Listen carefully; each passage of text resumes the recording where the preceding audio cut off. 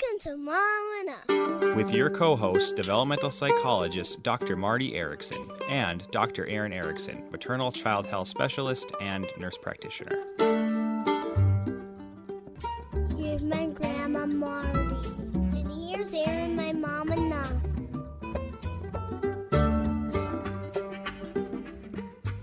Welcome to Mom Enough. I'm Erin Erickson here with my mom Marty, and today we're going to be talking about exercise psychology and physical activity's effect on mental health. Today's show is brought to you by the College of Education and Human Development at the University of Minnesota. Our guest, Dr. Beth Lewis, is a licensed psychologist and a professor, and also the director of the School of Kinesiology at the University of Minnesota within the College of Education and Human Development. Beth conducts research studies on how to motivate individuals to exercise regularly, something I'm very interested in learning more about, so maybe we can all get some motivation from the show. Her most recent studies have focused on the effect of exercise on depression during pregnancy and postpartum. Beth is also the mother of 2 sons and a daughter. Her kids are currently 15, 13, and 9, so she's in the thick of everything we're talking about here. So Beth, thanks so much for joining us today. Thanks for having me. Welcome, Beth. I've heard great things from you, both at the college and also from my daughter who took your class. So that's she did a great job in the class. So. Yeah, she did. It would be really awkward if I'd gotten a C or something. She did great. I'll take credit for that. How about that? Of course, then if I take credit, I also have to take blame for the things that don't go well. So I'm not going down that road. So let's talk about exercise, which is so much on our minds, I think, and we get a lot of different information from different places about, what's good enough exercise and how much do we need and so on. Please give us your research-informed take on that. How much exercise should people be doing to obtain the health benefits related to exercise? So the new guidelines just came out this past fall. We were excited because they hadn't been updated in 10 years. They hadn't changed much. There was a couple differences, but basically everyone should be doing 5 or more days of physical activity on 30 minutes or more each time, each session. And that's if you're doing moderate intensity. So that would be like a brisk walk or something equivalent to that. If you're doing vigorous intensity activity, you only have to do it 3 times a week for 20 minutes each session. And that's something that feels more like a jog or a run, something a little more intense. They also recommend that people are doing 2 days of strength training as well. And people always think that, well, okay, I need to do my strength training and then I do my cardio. You can actually do it together in terms of, doing push-ups, burpees, something that is that can get your heart rate going from a cardiovascular perspective, then also doing the strength training at the same time. So that strength training piece often gets left out. The thing that changed this past year from when I was teaching the class was that they got rid of you used to have to do 10 continuous minutes, and now that's gone. So if you're doing 1 minute of physical activity, if you can get your heart rate going that quickly, that does count. And I think part of that is there was no research to support the 10 minutes. And also now we have these great devices that can monitor our physical activity a lot more precisely, the Fitbits and so on. And so we can get those 1 to 2 minute bouts of activity that people are doing sporadically throughout the day. So I'm super interested in this, and I love that you highlighted that you can do both the strength training and the physical activity. I've been doing these spin classes where we do the biking, yep. And I have a spin bike at home now, so because I do it like 5-6 days a week, but where you are actually biking and doing hand weights, and your legs are certainly getting, when you put on the high resistance, but it's nice to know that even just doing like push-ups, if you're really kind of going, that you're going to be getting your heart rate up. Right.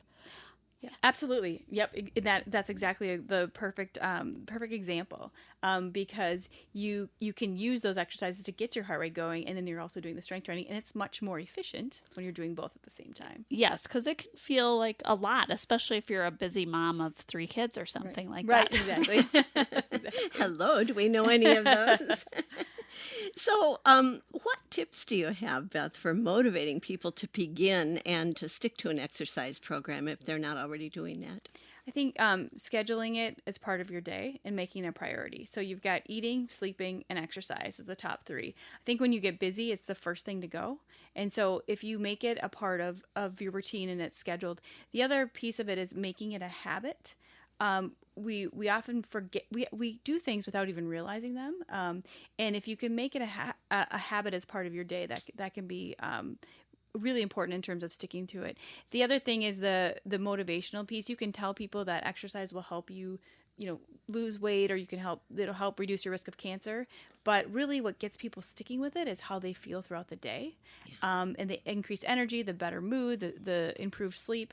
That's the stuff that we really focus on with our participants to try to get people to exercise in the long term. It's interesting because my husband and I both, this goes back decades, we just crave having that exercise, and it's for that mental boost, that mood boost, and our sharpness of cognition. Right. And now we're both in our 70s. I just turned 73, and my husband just turned 75, and this has been a part of our lives going way, way back. And that, I just can't stand it if there's a day, or heaven forbid 2 days, that I don't get to do something, at least of moderate intensity, and usually higher intensity than that. Yeah, that's a great example. It's part of your life, and it's a habit. It's something that you enjoy doing.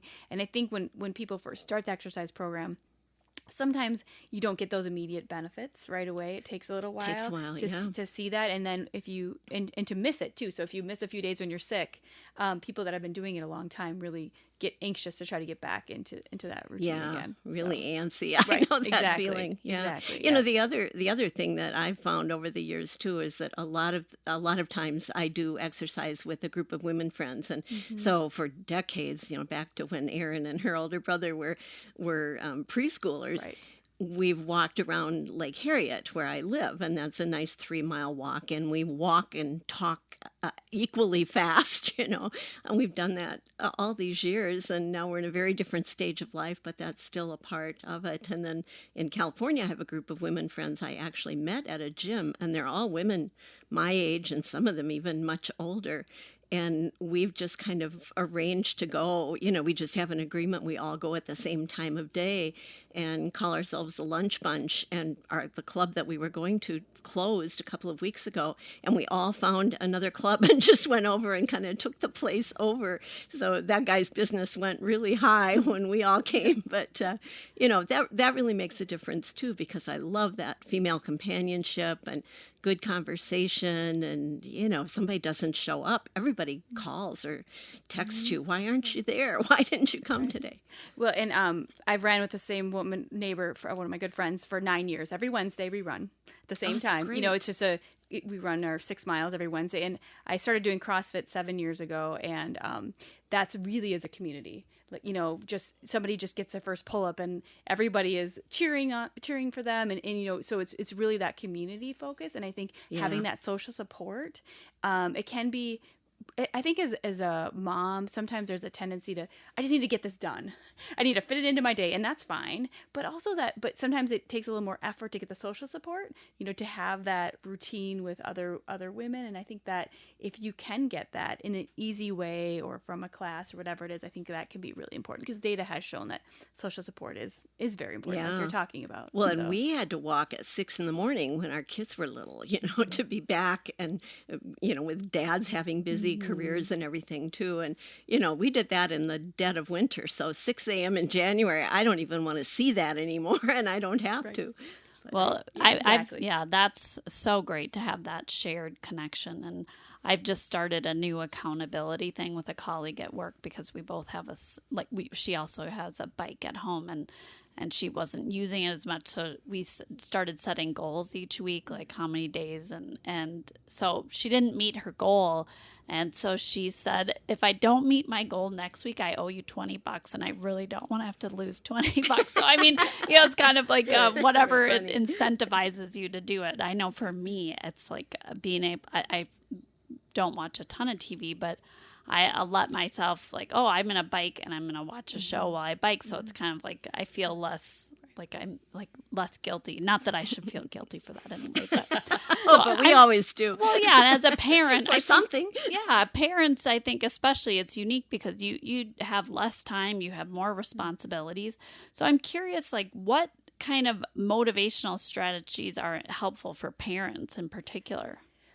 I think good communication between your significant other and yourself to get that to figure out a time that works for everyone. When my kids were little, really, when they couldn't stay home alone, one of us would go to CrossFit, the other one at like 5:30, the other one would come home, and then the next person would go at 6:45 and then come home, and then the other person would get on the bus while the other person was showering. So we had a whole routine done, and as they got older, then you can shift that routine depending on, someday another year I'll have a driver, and that will even shift things a little more. So I think that having that good communication with your significant other, I think is very important.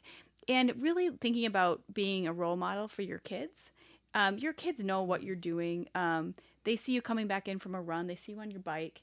And if you think about how important, we do all these things that are so important for our kids. We're bringing them to sports. We put them in all sorts of extra things. We're running them around to play dates. But then we forget about what kind of influence we have. And we want to have lifelong habits in for these kids. And I think being a role model and showing that that's important to you can have a huge influence on your kids, and that could be a motivator, I think. That's so funny because last night my husband, he hasn't been using the bike as much as I have. He does run though. He has like like you, he has a Tuesday running date with a buddy, and so last night he's like, I'm going to go get on the bike. And he wanted to wrap up an episode of Game of Thrones or something before the next one came out.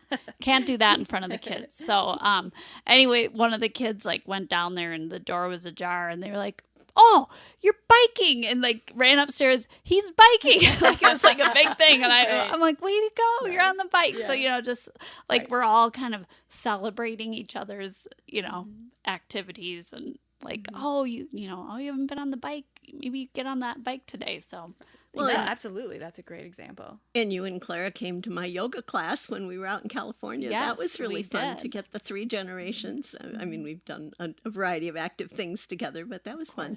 Yeah. Well, and it's been fun now that my kids are older. Yep. And to be able to do stuff with them. And so we had a really funny experience where I was riding the bike, and it was right after we got the bike. So I was just still kind of building up my stamina. And my son's like, oh, look, Mom, you beat your best effort. And he's like, you should try to beat it again. So he was sitting there like cheering me on. And I pushed it so hard, though. I got off the bike. I'm like, ooh, I think I'm going to be sick. Like, this is too much. And I don't need that much motivation. Well, and I think the competition, though, and your kids often get into this competition thing, can be motivating. So even apps to look at your pace, if you're a runner or, a biker or so on, you can improve. Yeah. And I think that can have a huge impact on pushing yourself a little bit harder into that vigorous stage. Oh, for sure. And the technology is really developing. And now, of course, this is kind of an area of privilege if you can afford to have the technology. I mean, you mentioned the Fitbits and, there's the Apple Watch and other kinds of devices, but even the treadmills and the bikes that are connected remotely through classes and communities online. And so I think that's a great thing. But YMCA or other kind of, there's other ways to access that. But of course, I always want to be mindful of, a lot of that does come at a cost. So there's ways to do it, like walking around the lake or running with a friend, that are free too. Well, and some health organizations give out pedometers. That's kind of old-fashioned technology. But these days it's simple, but that's great, So we've talked a little bit about strategies to motivate kids. Do you have anything you want to add about that? You've kind of touched on some of that as we're talking about parents. Yeah, so motivating kids, they think of physical activity as play. And so you tell a 7-year-old it's time to work out, they don't know what you're talking about. And so I think, obviously sports are a very good way to get kids active and enjoy. But sports now have gotten so competitive to the point that I think we need more recreational sports than we have. We have these very elite teams that only a few kids get on, and I think we need more of that recreation fun. So sports become less fun. My kids are in in traveling sports, and I think after they get a little burnt out after a while, it becomes less fun. So I think that activity, and then making it a part of their day, just talking about how you've been on your phone now for 2 hours. It's time to get off and let's go for a walk, or playing at the park, and making it sort of a part of their day, and just thinking about the mentality of how they feel when they're done, and how they feel when they've been outside. I think, it's really challenging in Minnesota to be cooped up for, how many months has it been now? Feels like 9 months. 6.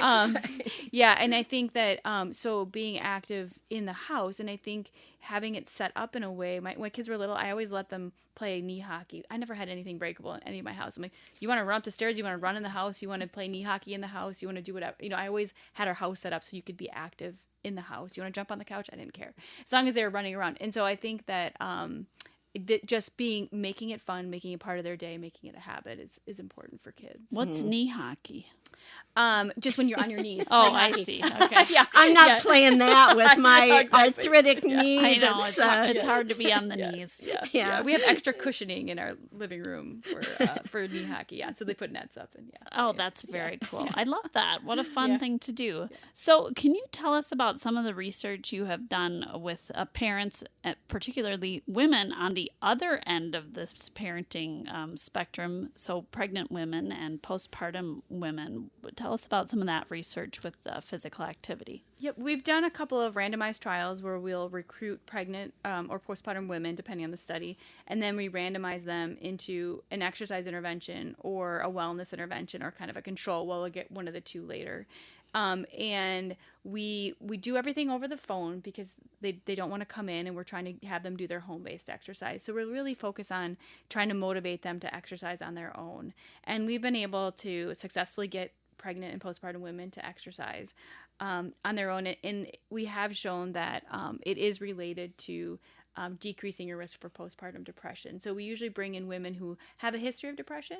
And so then we're they're at high risk. About 1/3 of them will develop postpartum depression. And we look to see if exercise can make a difference on preventing that. And so it is a challenging population to work with because, in pregnancy, obviously it becomes difficult depending on if you have nausea or if you're feeling fatigued at the end. You have to kind of modify your exercise towards the end of pregnancy. And then postpartum, they're so sleep deprived and tired, and so you're trying to weigh sleep versus exercise, and it usually is the first to go with women. So we really talk about how important it is to continue that routine, and how it can be a nice break from taking care of the baby, and energize you sort of for the day. Well, and now I feel like we know so much more about the safety of physical activity in pregnancy. I think people previously were like, oh, don't want to do that when you're pregnant. Now we know actually being physically active is a positive thing. And it's funny, 16 years ago when I was pregnant with my first baby, I couldn't find hardly any guidance on what I was supposed to be doing for exercise, because I was a rule follower. So I was looking for some rules. I couldn't find any. The only thing I really found was having your heart rate go over 140. Now there's specific guidelines within the physical activity recommendations that do say you can, if you're not active prior to pregnancy, you can start moderate intensity physical activity program. If you were doing vigorous intensity activity before pregnancy, you can continue that. So they've really been very specific, and they really don't talk much about the heart rate guidelines. The biggest thing is just not overheating during pregnancy.